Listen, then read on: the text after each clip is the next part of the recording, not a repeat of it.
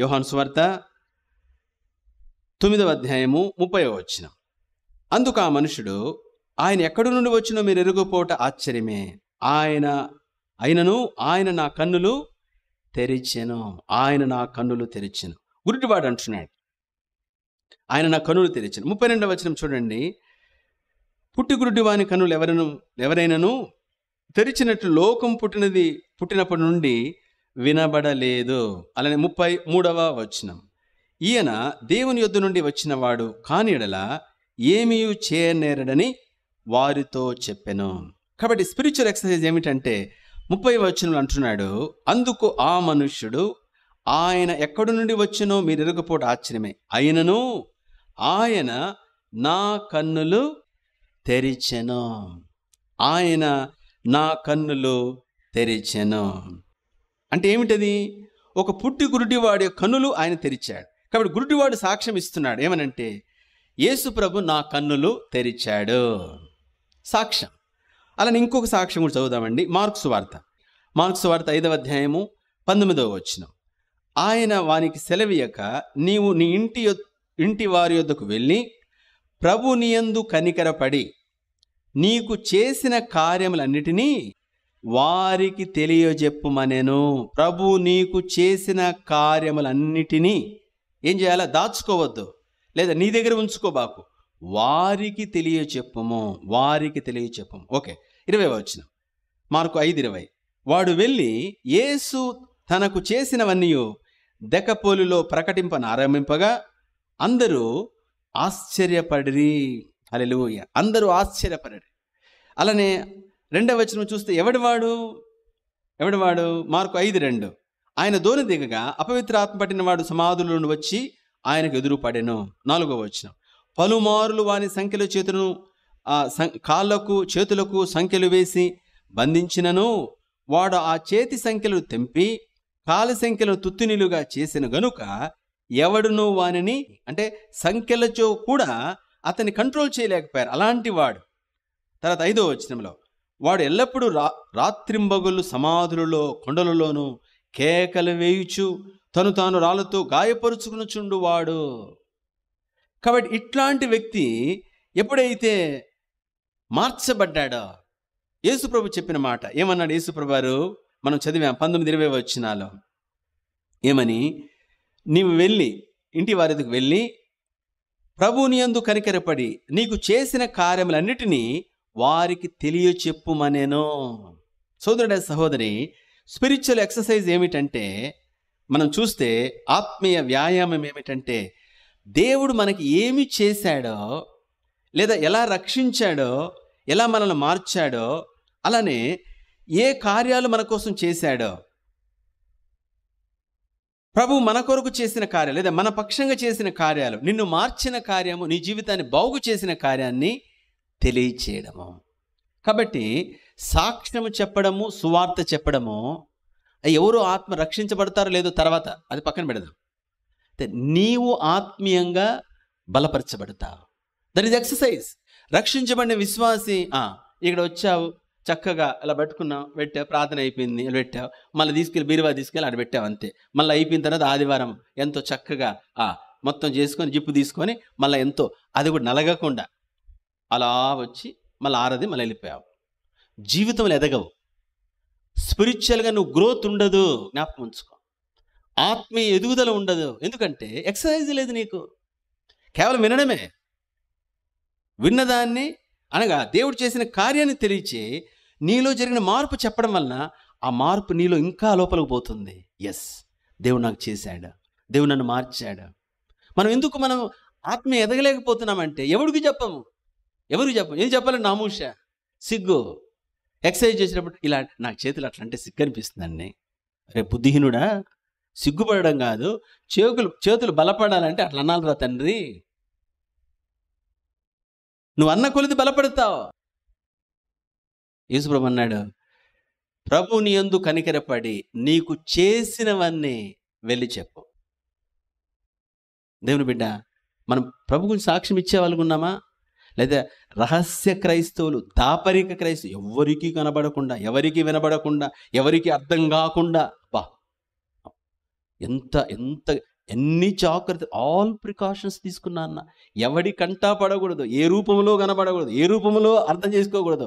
ఇక్కడ వచ్చి మాత్రం ఇక దేవదూతే అలానే ఉండిపోతావు.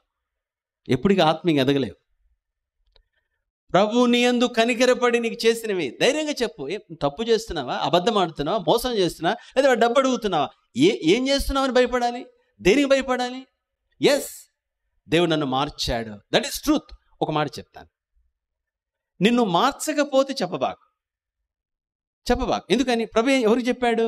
చూడండి, సువార్త అంటే ఏంటంటే సువార్త అంటాను. ఎవరికి చెప్పాడు సువార్త చేయమని? శిష్యులకు చెప్పాడు. ఎందుకంటే శిష్యులు మారారు కాబట్టి.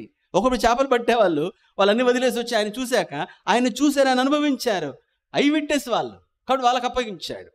అలానే ఈ గురుడివాడు పొందుకున్నాడు. ఏం పొందుకున్నాడు? ఒకప్పుడు నేను అంధుడను, కళ్ళు లేవు, ఇప్పుడు నేను చూచుచున్నాను. నేను ఇదివరకు గుడ్డోన్ని, ఎంక్వైరీ తీస్తే నిజమే గుడ్డోడు, ఇప్పుడు కళ్ళు కనబడుతున్నాయి. ఆ సాక్ష్యాన్ని ఎవడు కాదనగలడు?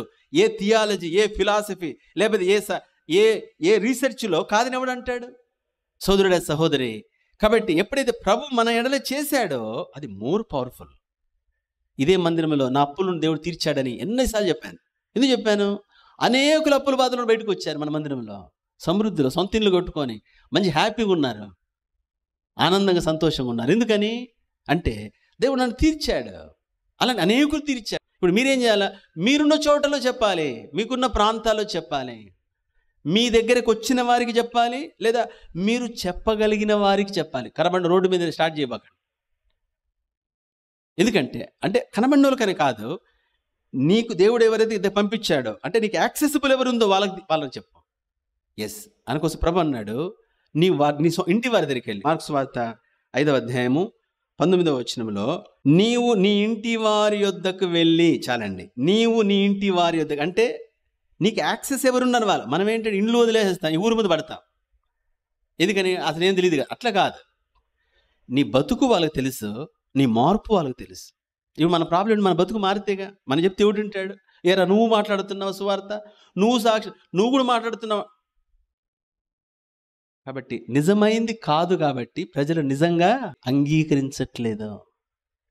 ఎందుకు నమ్మట్లేదంటే చెప్పడంలో కాదు, మనం ఊదరగొట్టగలం, భయంకరంగా చెప్పగలం. అసలు నన్ను వదలను, నా సువార్త అంటే అసలు ఏంటి అసలు చెప్తావు, కానీ వాళ్ళని అంగీకరించారు. ఎందుకు అంగీకరించారంటే నీ మార్పును వాడు చూడట్లేదు, నీ బతుకులో మార్పు వాడు కనబడట్లేదు. ఒకటి మాటలు కనబడుతున్నాయి. ఎవడు అంగీకరిస్తాడని ఎవడని చెప్పగలడు మాటలు, కానీ బ్రతుకు మారడం కష్టం. గురుడివాడు ఇప్పుడు నేను చూస్తున్నాను, ఎంక్వైరీ తీస్తే ఎస్ గుడ్డోడే, ఇప్పుడు చూస్తున్నాడు, ఆశ్చర్యం అనిపించింది, ఏమనలేకపోయారు. ఇప్పుడేమో సమాధులు వాసన చేసేవాడు, ఒకప్పుడు అరే దయ్యం పట్టినాడు, రాళ్ళు పెట్టి కొట్టుకునేవాడు. మనము అనేక సార్లు చైన్లు తీసుకొచ్చి బంధిస్తే, వాడిని బిగిస్తే చైన్లు తెగొట్టుకున్నాడు. వాడేమిట్రా చక్కగా బట్టలు వేసుకొని, మంచి నూనె తలకు పెట్టుకొని, మంచిగా వైట్ అండ్ వైట్లో చక్కగా ఒక దూతలా కూర్చొని ఉన్నాడు. చూసి భయపడిపోయారు వచ్చి. ఇక్కడ చూస్తే ఇది అంటే 100% ఎవిడెన్స్ అనమాట. ఎస్, దేవుని బిడ్డ, ఎవడు మారాడో వాడే మార్చగలడు. నీవు మారకుండా నీవు ఎవడిని ఎప్పటికీ మార్చలేవు. రాసి పెట్టుకుంతే. ఇక నువ్వు చెప్పే మాటలు నా అంతరులు అందే అసలు ఇక ఆది కాండం ప్రకటన దాకా ఎందుకు కావాలయ్యా? ఆది కాండం ప్రకటన వరకు నీ బతుకు లేదని ఉంటే కదా చెప్పడానికి, నీ బతుకు చూసి ఏదైనా మార్పు ఉంటే కదా నీ దగ్గర నువ్వు చెప్పింది విని రావడానికి.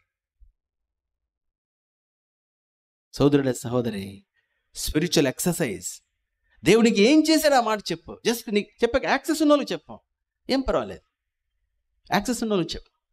ఒక విషయం ఏంటంటే దేవునికి చేసింది నువ్వు చెప్పాలి అనుకుంటే దేవుడు తీసుకొస్తాడు, అట్లా తీసుకొస్తాడు. నేను ఎంతోమంది చూశాను.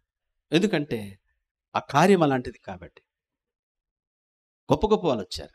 సోదరుడ, సహోదరి, మనమందరము మనకు దేవుడు ఏమి చేశాడో అంటే నువ్వు అనుభవించిందే, కొత్తది వద్దు.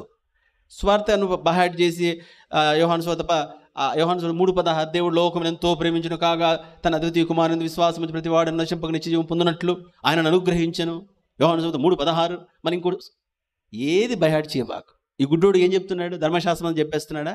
కాండాల్లో అంతా మోషే చెప్పిందంతా, నేను గుడ్డోని, దేవుడు నా కన్ను తెరిచాడు. 1 word ఈజ్ ఇనఫ్. మొత్తం ఊరు కదిపించేసింది. అలానే ఇక్కడ చూస్తే ఎవరు సేన దయ్యం పట్టినవాడు చెప్తున్నారు. ప్రజలు ఆశ్చర్యపోయారు. సోదరుడు సహోదరి, ప్రభు మనకు చేసిన కార్యాలు కాబట్టి ఎప్పుడైతే తెలియచేయమని చెప్పాడో చూడండి 20వ వచనం. వాడు వెళ్ళి, మార్క్స్ వార్త 5:20, వాడు వెళ్ళి యేసు తనకు చేసినవన్నీయు దెకపోలిలో ప్రకటింపనారంభింపగా అందరూ ఆశ్చర్యపడారు. All the people were amazed. ఆశ్చర్యశక్తులుగా మార్చబడ్డారు. ఏమిట్రా వీడు ఇట్లా అయిపోయాడు, ఎలా మార్పు వచ్చింది వీళ్ళలో, ఎవడు మార్చలేకపోయాడు, ఏ విధము చేత మార్చలేకపోయాడు, కనీసము చైన్లేసి బిగించినా కంట్రోల్ చేయలేరు, వీడు ఎవరు మార్చాడు, ఏ విధంగా మారాడు, ఏ విధంగా ఇది జరిగింది, పరిగెత్తుకొని వచ్చారు ఊరంతా కలిసి. సోదరుడ సహోదరి, ఆత్మీయ వ్యాయామం. కాబట్టి ప్రభు నీకు చేసినవి, నిన్ను మార్చినది నువ్వు తెలియచేయి.